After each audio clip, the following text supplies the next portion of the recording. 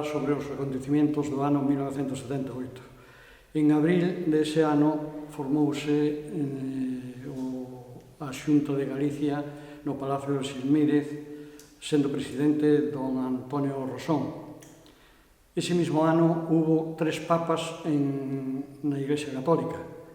Estuvo primeiro Pablo VI, a sucesión dele estuvo Juan Pablo I, e que enseguida sucedeu-no Juan Pablo II.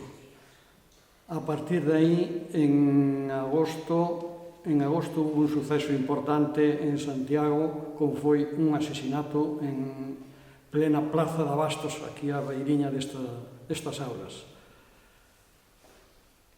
En ese mismo ano foi cando en outubro empezou as aulas da terceira idade.